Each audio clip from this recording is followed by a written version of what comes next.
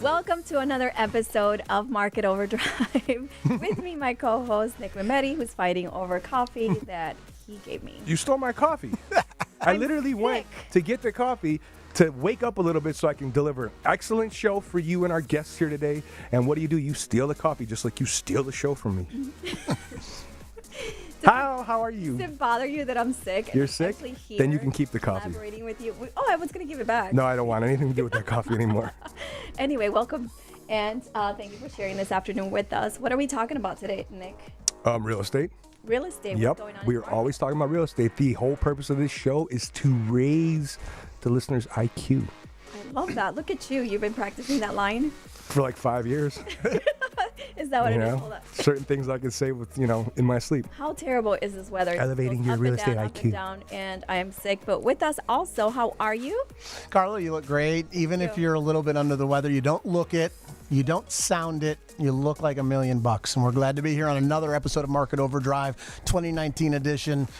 This time I have one of my favorite people. It's not just about real estate. This is a friend of mine, and I'm going to jump right into it. So today on the show, we have Jason Finn from Baird & Warner. Jason is going to talk about some of the things that buyers don't know when they're working with a real estate agent. And so, Jason, tell us a little bit about your background, and thank you for coming on the show today. Joel, thanks so much. Thanks for the kind words. I've been in real estate for 12 and a half, almost 13 years with Baird & Warner the whole time.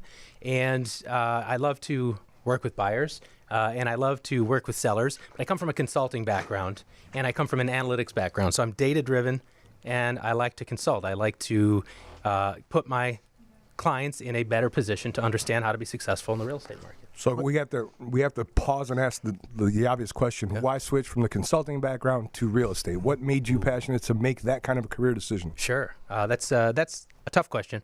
But I moved to Chicago. We like tough questions. I appreciate it. I moved to Chicago 22 years ago, I'm going to say, and I was not here for about the first 10 years that I moved to Chicago. I was traveling constantly on the road 4 or 5 days a week.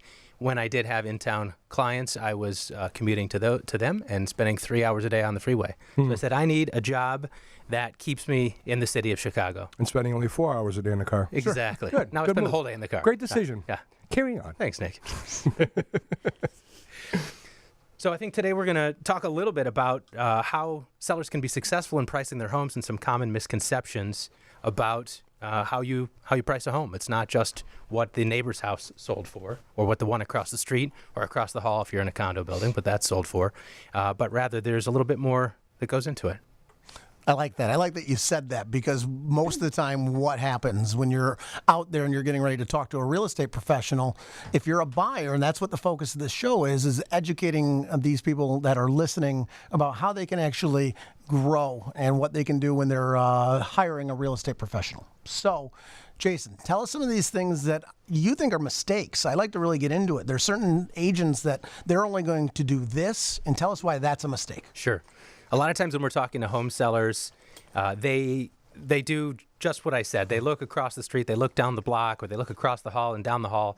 This one sold for this much money, that one sold for that much money, and therefore my home is worth somewhere in that range. Real estate agents often make that same mistake, I'm going to call it, and that may feel strong, but I think they're missing out on something really important. If you want to be successful in selling your home, you need to think like a buyer. And a buyer has a certain amount of money. They have a budget, and let's say it goes up to $500,000.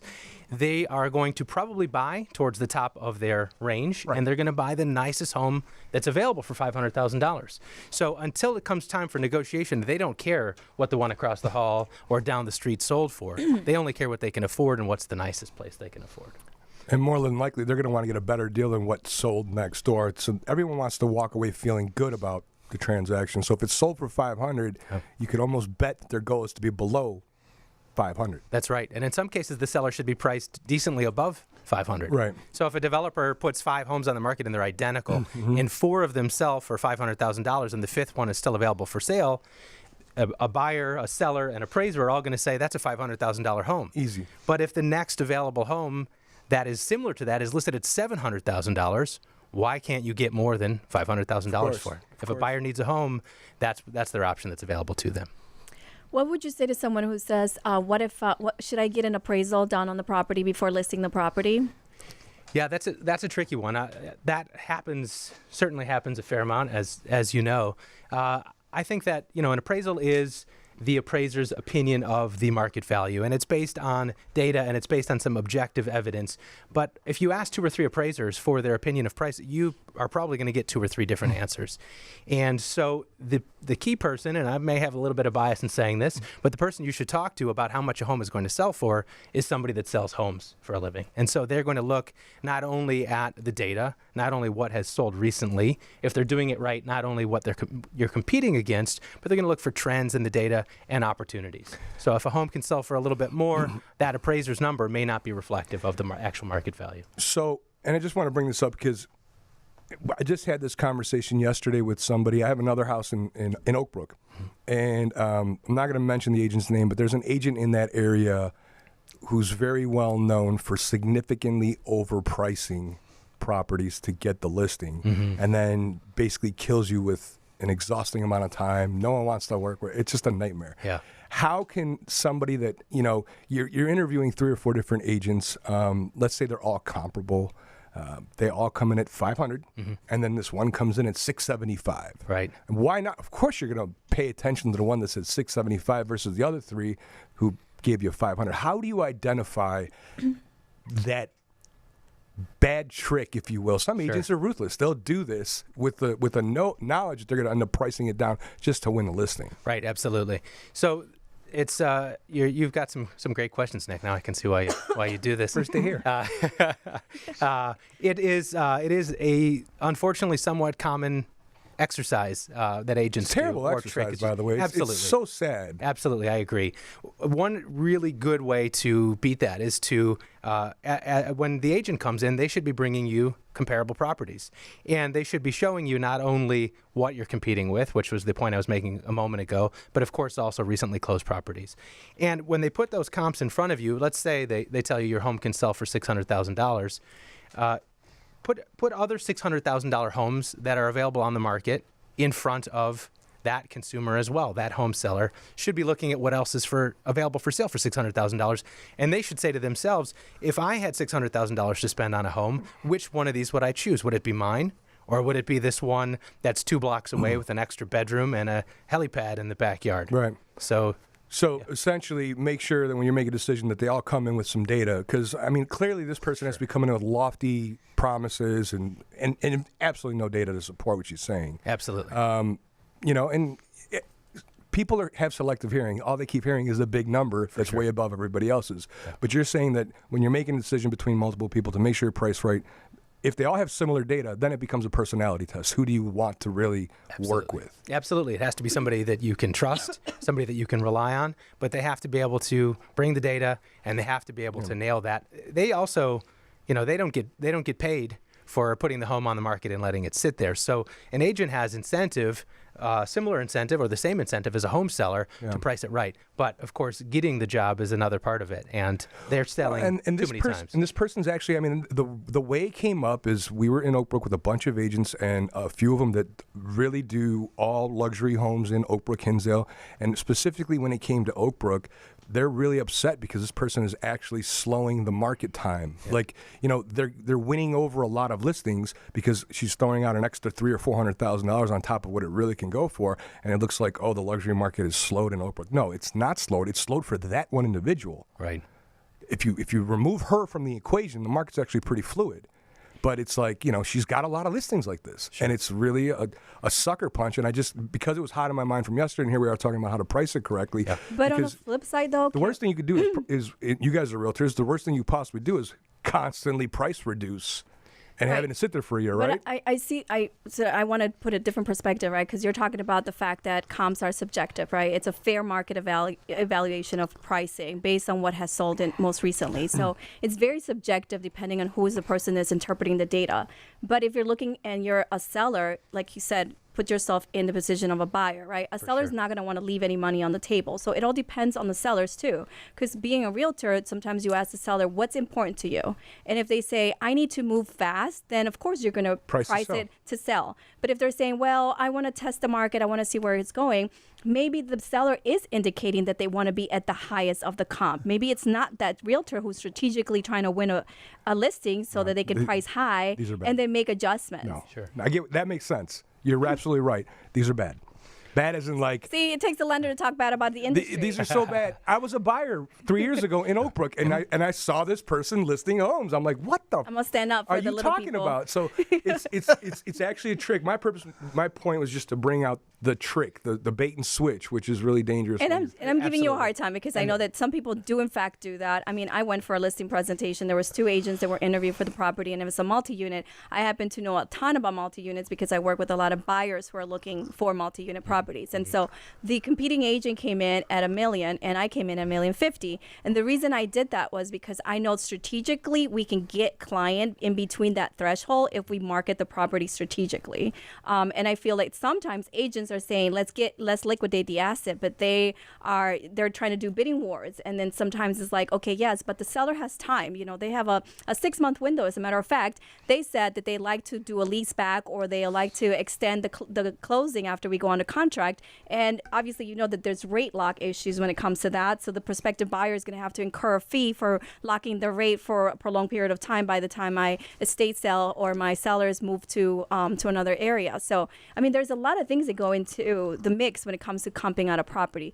But I do appreciate, Jason, that you mentioned that bringing in comps, like bringing in the raw data and having the sellers look at it so they can understand that it's not what you think the property is worth, but it's really an interpretation of what the numbers, right? Sure. So can you go back and really dive into how do we analyze apples to apples or comparables? Yeah, there's a lot of times there aren't perfect comparables. There aren't properties that are just like that one. And so there is a little bit of, I don't want to say guesswork, but certainly some educated guesswork at least. We've done this before. We've done it a number of times before.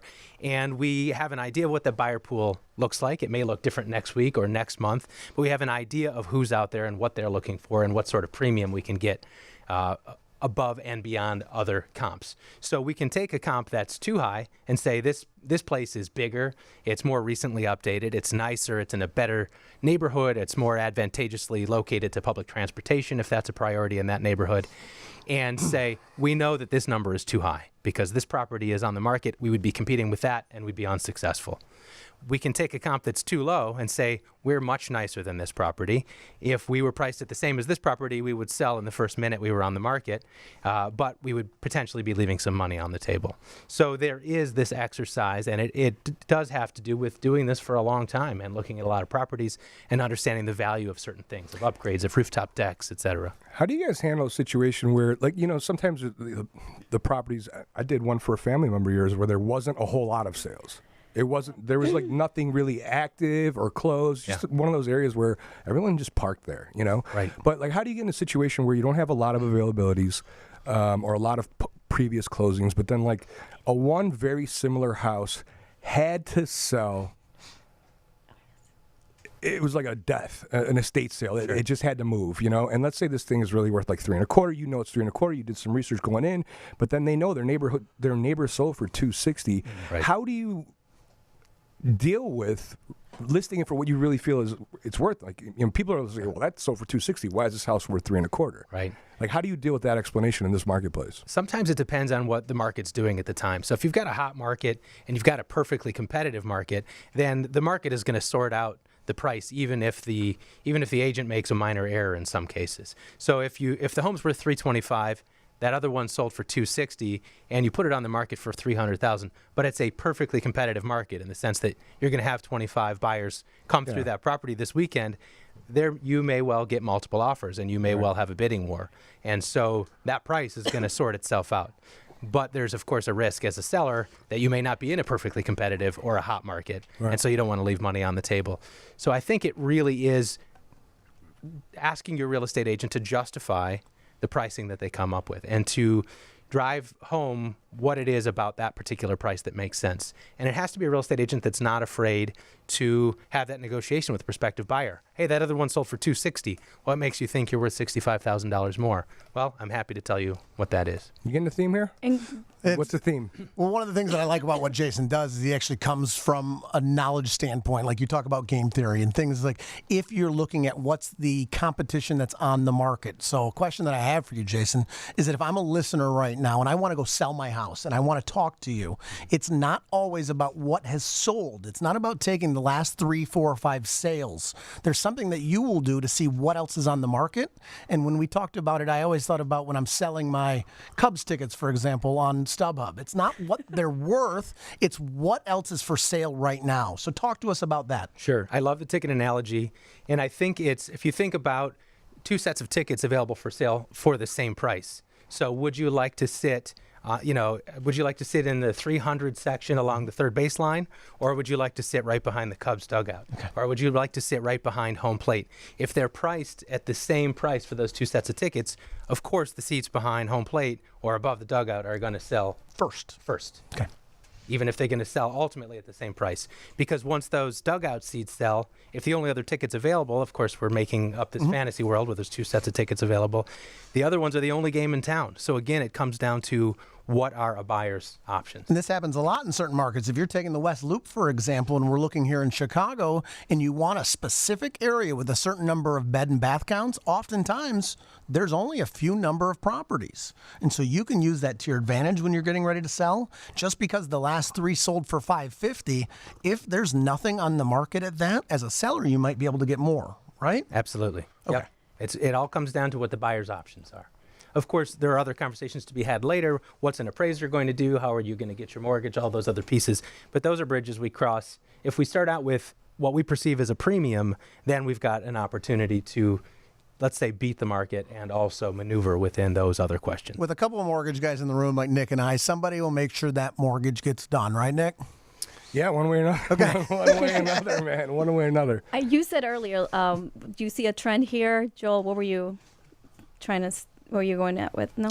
Oh, a theme. A theme, sorry. Oh, yeah, he was asking me. Everything that he kept reiterating, and everything we kept throwing at him, it came back to ask more questions. Ask a lot of questions about when you're listing your house, which is the theme. I mean, you should ask questions. And so if you're a buyer listening here today, remember to follow us on YouTube and make sure that you continue to educate yourself. And that's what we're trying to do here is by bringing people on that will help you. If you're getting ready to buy a property or sell a property, every single time that we're doing the show, there's something that you can gain from us. So we're happy that you're on.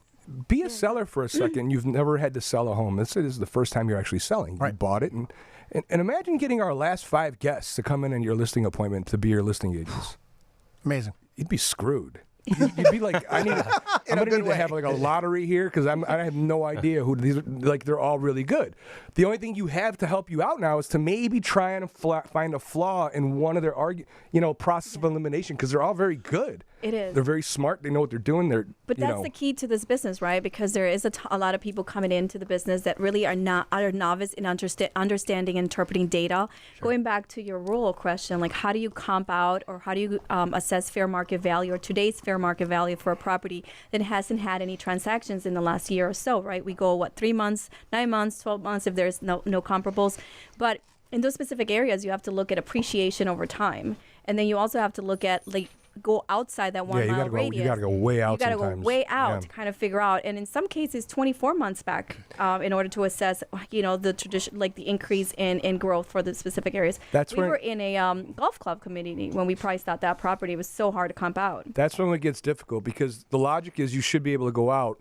I think a lot of realtors with a lot of know-how realize that, I got to stay, that's too far, that's in the next town, I can't really use that as a comp. Sure. But appraisers do get a little bit aggressive like that when they're left with no choice. They will go over to the next town. They'll drive 2 miles out if they have to. If it's a very limited supply of data, they have to do what they have to do to actually form some kind of an opinion. Well, see here, I think this is what's the difference between a realtor and an appraiser. I don't know if Jason, you agree with this, but I think the difference with a realtor and an appraiser is an appraiser is there to justify the value that's already under contract, whereas a realtor is looking at the market activity as far as competition. What has sold, what is under contract, and more importantly, what is my competition and how am I going to compete against them? Because strategically, I only look at a half a mile radius of subject property versus that 1 mile, because in Chicago specifically, there's so many boundaries, there's so many neighborhoods, there's one block that's better than the other. Even in Wrigleyville, like even in Lakeview, there's specific areas that you're like, oh, I'm in Boys Town. Yeah. Then you go to Roscoe Village. Right. Then you're in North Center, and you're like, okay, these are pockets, and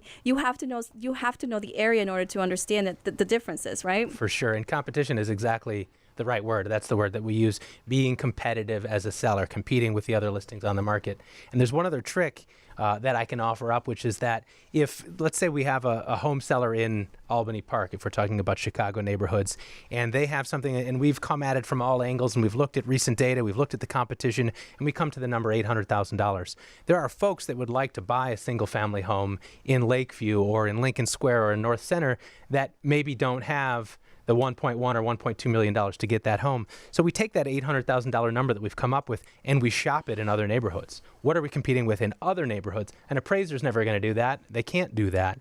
But when we think like a buyer and we know what other opportunities buyers have, then we can use that tool to reinforce our price. That's great advice. My advice to anybody, some people that are really slick, and I don't blame them for thinking this is a good thought process, they would just order an appraisal. Sure. Like, just call up anybody. Call up me or Joe, and we could refer you to an appraisal company or an appraiser to just give you a personal report. And then that's it. There's my value. I know, but then I hired a certified appraiser. Well, like I said, you're going to spend that money for what? You might as well hire an inspector, too, and get you a to-do list of what I'm getting there. I'm getting there. But I would never trust an appraiser over a realtor because, like you said, they actually know the pulse. Why are you spending my client's money already? If you're going to hire an appraiser, hire 5 of them. Because this and has average happened. the number. Because we have talked to thousands of clients over the years, and I've had clients say, "Oh no, I hired an appraiser before I even called the realtor. I just hired a realtor that I know has a lot of buyers. I knew what I was going to sell it for." I'm like, "You did what?" And as a realtor, we know when that appraiser shows up, they've just come from, they were just in Blue Island, and later today they're going to be in Winnetka, and they're probably not an expert on that neighborhood. Right. And trying to get as many appraisals done that day as they can because that's how they make a living. Right. And here you are focusing specifically on Winnetka all the time, at all times. It's like, dude, I would trust a realtor over an appraiser any day. Here's one more thing that Jason was talking about there, especially with this. An appraiser, guys, as you recall, they're looking into the past. They're looking at what truly has sold over that 6-month period. And if right now you don't have comps on the market that are for sale, there's an opportunity that's going to be lost that Jason really just helped our listeners explore. So just by looking at what we sold in the last 6 months doesn't necessarily set what I should sell my property for. If there's a lot of activity, I may have to sell it for less. If there's not a lot of things on the market in my area, it presents an opportunity for me to actually list it for more. And that's what I really like about what Jason is saying. Before you go, Jason, just an idea of what's going on in the market. What are you seeing right now as far as buyer activity? Sure. So, a couple of years ago, and I think I heard you talking a couple of weeks ago when Danny was here about the market changing a little bit, that there was almost no inventory a couple of years ago, and that you really had to move fast. It was reminiscent a little bit of 12, 14 years ago in some ways, not entirely. Now, I see that the inventory is much more balanced, that we've got 4, 5, 6 months of inventory, depending on the neighborhood you're going in, depending on the property type that you're looking at. And so I do feel buyers are a little bit more careful and cautious. They're maybe a little bit more skittish or not as quick to make a decision because the market is a little bit more balanced. But I think it's a really healthy place for the market to be. I think that prices are maybe appreciating, but not appreciating too quickly. And I think buyers have an opportunity. That's a buyer calling me right now. Yeah. I'm going to have to run and get that. Sorry, it's my mom. I'm happy to help her. No, seriously, my mom. See my face?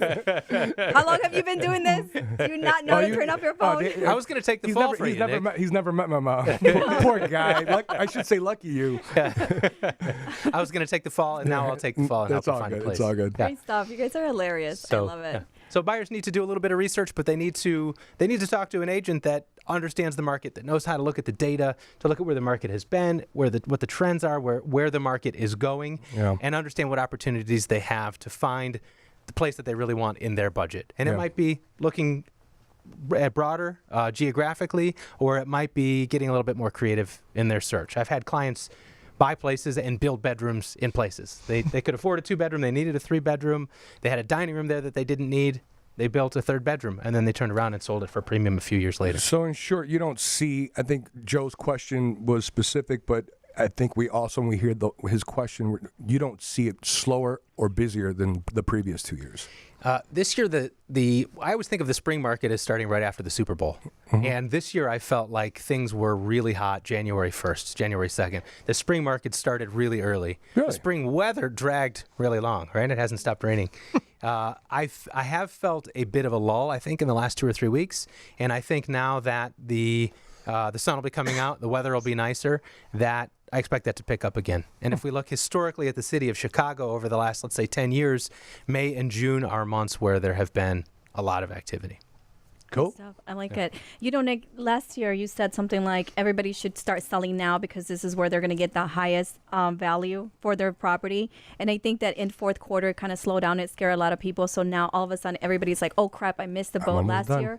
So now they're like, you know, we really got to come back because I've seen a lot of properties come on the market just because sellers are afraid that they're going to miss the boat from getting it sold at the highest yield. Yeah, I think investors, or if you, I was speaking for myself more than anything else, right? Because I mean that's who matters the most, right? No, so you know, if investors, you always want to try to maximize your return, and I felt that was, in my opinion, at that time, the best low risk, high reward selling point. If you're an owner and you live in the house, there's other things that come in the equation. It's not about getting every last dollar. You got schools, you got, you know, kids growing up. You have so many other factors. So it's not like you have to beat yourself up over, did I sell in a perfect year or marketplace? You know, you could be a slowing marketplace and still come out great, you know. So it's not like, that was just my opinion for. But again, I love what you said, Jason, earlier, too, that, you know, real estate is a commodity, right? So it's going to compete in the open market, and pricing is key. So it can yield multiple offers, or it could definitely just hit the market and get off the market right away. So there is no overpricing so people can win listings. I mean, who wants to work for nothing? Shady. Leave it to Nick to talk bad about realtors, but it's okay. Oh, she knows I don't like her. She knows if she's listening. Oh, we're not going to do that because it's all like rainbows and yellow. I'll call it out. I'll call it spade. So cute today, huh? Anyway, where can we get a hold of you? Did we do that? Yeah, man. How do we get a hold of you? Phone number, email, address. I'm so Social glad security you number. Social security number, the whole 9 yards. What you got? Well, the social security number is 345. Oh, you got LifeLock. Oh, wow. Yeah, that's right. This sponsor is by LifeLock. You can find me at our team's website, the Real Group Real Estate Team. I don't think I mentioned the name of my team, at realgroupre.com. My email address is jason@realgroupre.com. And my telephone number is 773-797-9499. 773-797-9499. You got that? Oh, look at that. Look at that. Say it. Repeat it for me. Oh, yes. That's it. 1-800. 773-797-9499. That's Empire, man. Come on, bro. Aren't you a Cubs fan? That's like they're the number one Cubs sponsor, Empire. That's amazing. We've got a bunch of great referral partners. If you need some carpeting, too, we can help you. Just call that one number. I love it. Yeah.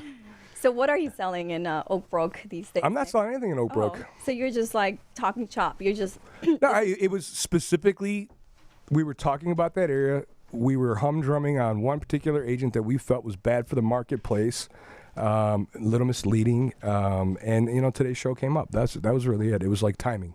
You know? But it is a misconception, though, that a lot of agents want to overprice properties. I mean, to carry inventory, That's some people an will old, do dirty that. trick. But it's not even an old, dirty trick. Again, it's like if the seller wants to stay and kind of test the market, there are some pesky sellers out there that want to know. Like, they're reading all this information online that's saying it's a seller's market. I'm not 5% high where you can negotiate down here. I'm talking like 20, 30% overpriced. Wow, You're like, how did this happen? You know, it's like, it'd be like you saying you're 5'9". That's a real big stretch. I'm you know? 5'4". That's even a stretch. I have a cold and I'll With or without increase heels my on. voice Let's to this be level. real. Like, you know, come Have on. you seen my heels? Anyway, let's not talk about me. Yeah, they're 6 overpricing. inches and you're I still don't care. 5'4". But listen, some Hey people there. strategically do that. Let's go back to that really quick because they want to control the market and they want to generate leads from those listings. And so they're like, well, you know what? I'll just throw it in the MLS. We'll do open houses. We'll generate business. And so it's a win-win for them. But I do frown upon people overpricing properties. And I mean, as far as market, I mean, that's pretty crazy that one agent can control the market where they can actually say and skew the market time or the absorption rate for the area. Yeah.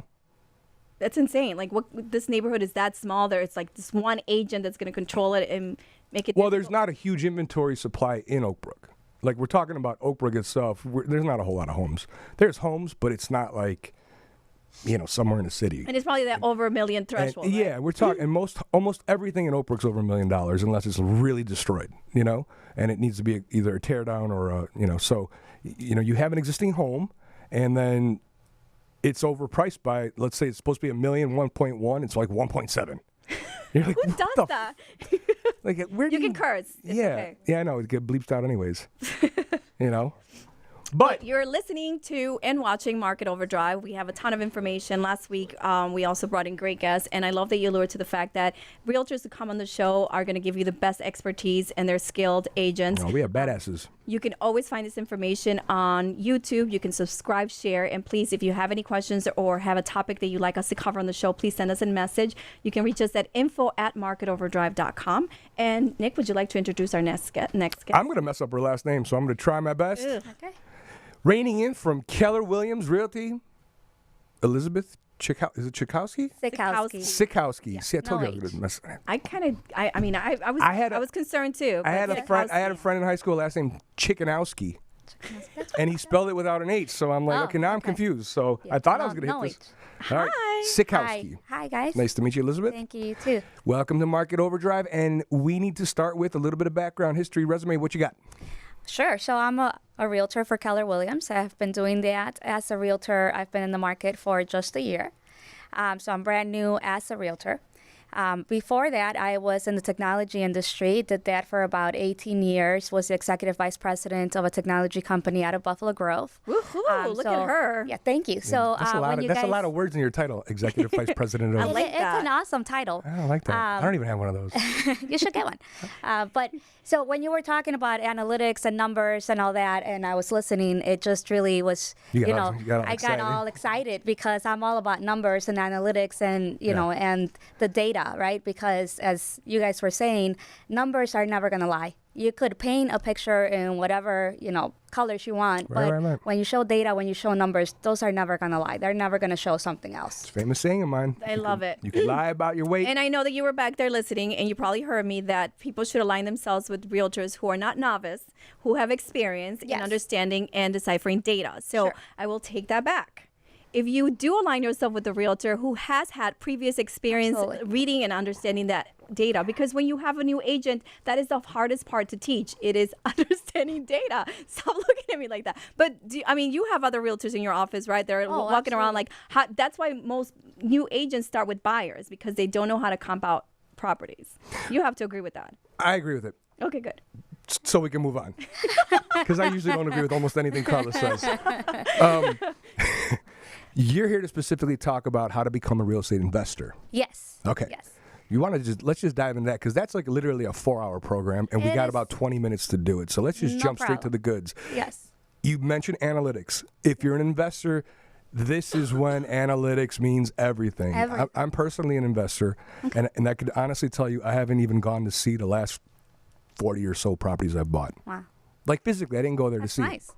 But why? Why would I not do that? Why would I even care? Well, you probably have a team or someone that is doing that for you. And when you run the numbers, when you put them on paper, Yeah. you know right away what your exposure is going to be. I have the greatest team on earth, me, myself, and I. Beautiful. But so it's If not, it's all just about ask him. it's all about the analytics when It it comes is. to being an investor. So that's where let's drive on that a little Sure. bit. How do you attack the process? You're a first time investor. What are the things you should watch out for? What should be your driving force in making a decision in buying a home as an investment or not?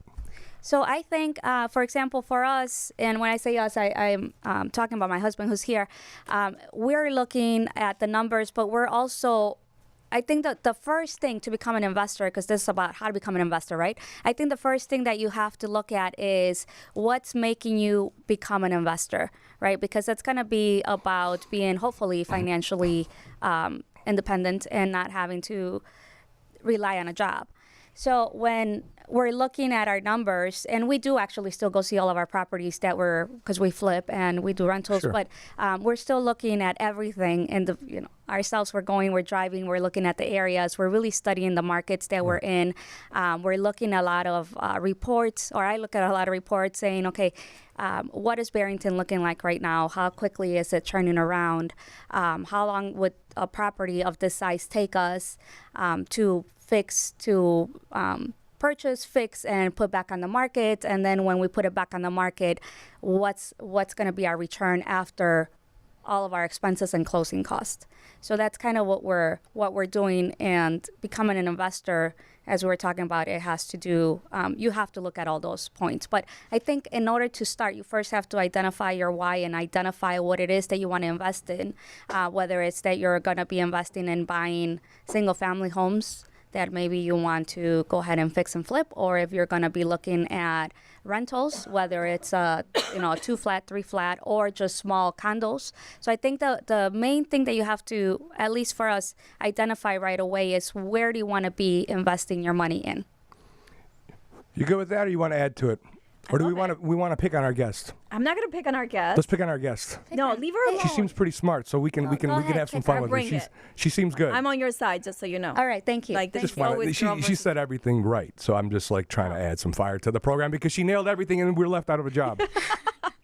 No, but there's the new thing, right? A word that lenders are throwing out there these days. It's called a stress test. A stress test. Oh, well, that's Can for you please FHA explain- specific. Yeah, but I think that nowadays when we're looking at more multi-unit properties, actually buyers are being said, okay, you can qualify for X amount. We're looking for multi-unit properties.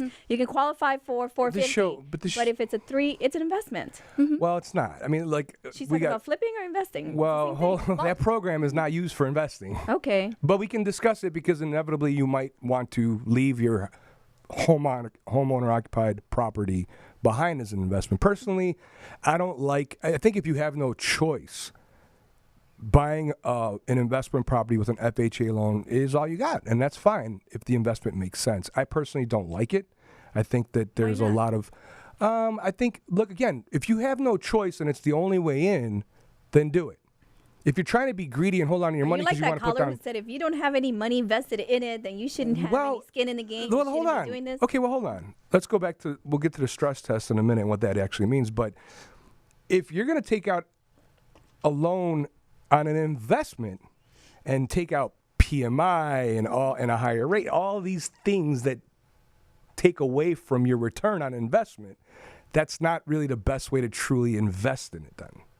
Well, if you have to, because you have no choice. If you're going to owner-occupied, well, FHA loans are meant for owner-occupied. This conversation is about investment properties. Right? So a stress test is only conducted or done on FHA products, not 5% down conventional or 3% They're down done on conventional? FHA products that are over 2 units.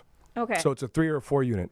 So I was misinterpreting that word because Right. what I was analyzing is, okay, if the mortgage is $2,900 and the rental income is $3,000, then I can go up and It's not just the rental income being $3,000. You have to deduct. I'm upsetting people. People are calling in. You have to get. It's got to be 75% of the rental income.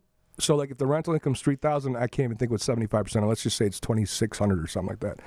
The mortgage can't be above the $2,600 then.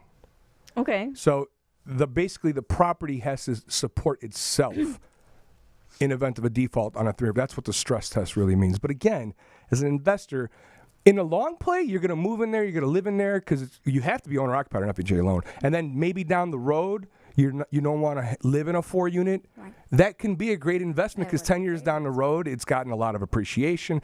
But to go in as an investor, number one, you can't use the FHA program. Number two, even though there is investor programs with mortgage insurance, I think that you're starting to really deteriorate your investment and your return on your property. I agree, but I think the important thing is to get started, right? So even if you have to get started, maybe with an FHA that has a PMI and it's definitely going to cut into your monthly profit that you could be making, I really do think that it's just important to get started. And then once you start, then maybe you could meet other people and network and then figure out a way, how can I now get out of this loan, right? And maybe into a different loan that would be better for me. But at least you got started with something.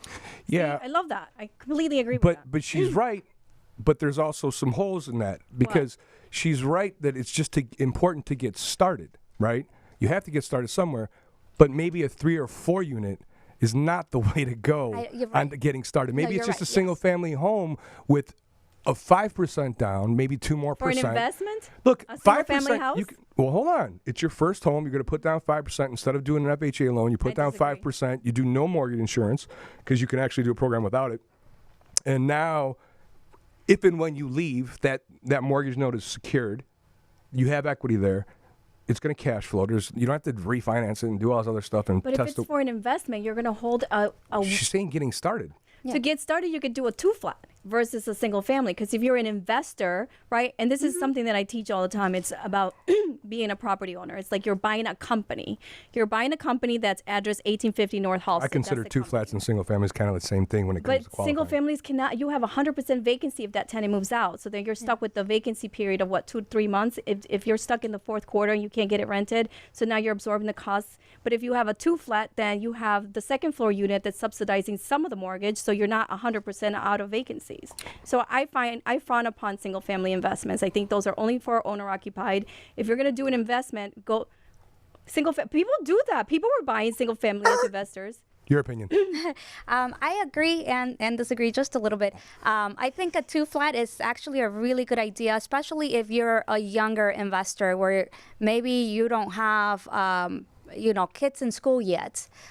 So you could, live in the first floor, second floor, wherever you want, and then you rent out the other one, right? And you do that for a few years, and then you go ahead and you move on after a few years to buy something else or to buy another 2-flat, depending on how much money you're making.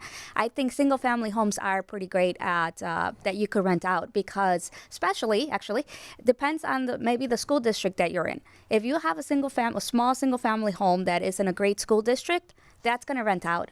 I don't care where you are; it's just going to rent out. I know a guy. Sorry. For the same go ahead, token, if finish. you have a 2-flat that's in near a good location, as a matter of fact, if you look at statistically, 3-bedroom homes are going to have more changes. Like people who are parents are going to move more often than a 2-bedroom family because the 2-bedroom family is like a one person or a couple that's more stable or an older person that's going to stay there doesn't like to move often. But most families move often more so than the single person tenant. I know a smart realtor, South Suburbs, been doing it for a long time. He's an investor as well.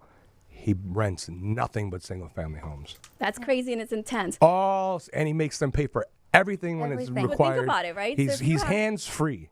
I mean, get it. Kudos to that, And then, but by the way, workload is a lot. By the way, you got one property over here, another property over there, another property where you could just have one loan here, 3 clients, then you get an attic or a basement. Not do you know saying who's that you should usually rent your those, buyer but of your single-family investment? end up buying those? It's usually the tenant. What are you saying? The buyer, oftentimes, like if you're Right, renting it long-term to eventually. the same person over and over again, What I'm talking about, like if you're That's wanting to ex- build usually how a it works. long-term investment portfolio where you want to start, fine. I say, okay, what? Because a single-family house you could buy for 150 versus 250. I mean, like, it all depends because the loan amount, and it's something that I like to tell people, when you're buying something to own or occupy, you're going to buy it based on carrying costs because people are so used to saying, oh, I'm going to buy this car, but I can only afford $450 or $600 or $700 a month. And that's how they shop for their first time home when they're going to own or occupy it. But when you're buying for an investment and you're actually acquiring a company that you're going to manage those tenants who are your customers, you can't look at the price. You got to look at the cap rate. How much income are you going to get? How long is it going to take you to recoup that investment? So if you're buying a single family, in more cases than not, you're going to have to come out of pocket to pay that mortgage. But if you're buying a 2-flat that you can eventually rent out, maybe fix the attic or fix the basement, not saying that it's legal, but it's zoning, right? You have to figure out and maybe you change the zoning and do that. But you're going to be able to get additional income and repay that investment sooner than you would a single family. And then you justify the vacancy rates. It's all I'm saying. And it's seriously a formula that a lot of my clients do, and they are very successful owning property and eventually you go from a 2-flat to a 3-flat to a 10-unit building. And once you have a 20-unit building in one place, you can hire somebody and pay them, $50,000 to the property management, and boom, you have your own company. I like what Elizabeth said in the very beginning. You got to be open-minded to the different investments. I'm going to roll with that because I kind of go into every piece of property open-minded. Yes. Like I don't really try to, I think too many people listening to the show talk about investments like, oh, I want to be a landlord. I'm like, well, sometimes I just flip it. Right. Sometimes I buy it and I'm going to potentially flip it, but worst case scenario, maybe I just rent it. Right. You have to really look at every asset differently. It's a single family, it's a 4-unit, it's a 6-unit. There's so many ways. You can't just fit everything, every square peg into the same circle, so to speak. You're trying, it's got to fit here, it's got to fit here. No, it doesn't work like that. We were just talking on the way here. I went to look at a property today, and my point of going to the property was to try to get a for sale by owner to come and list with me, right?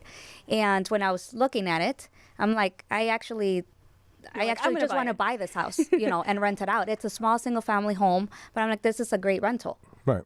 So I think keeping an open mind, and we could also even go into, if you want to invest and you currently have a home, maybe it's time that you move out of that house and into another home that hopefully you could find something that needs a little bit of work that you could live in, right? And that's a lot of people. We're actually about to do that. Just kind of go into another house that maybe needs some work to be updated, repainted, live there for a few years. And we've been living in our home for 7 years, going to get rid of it and take the profit and move on.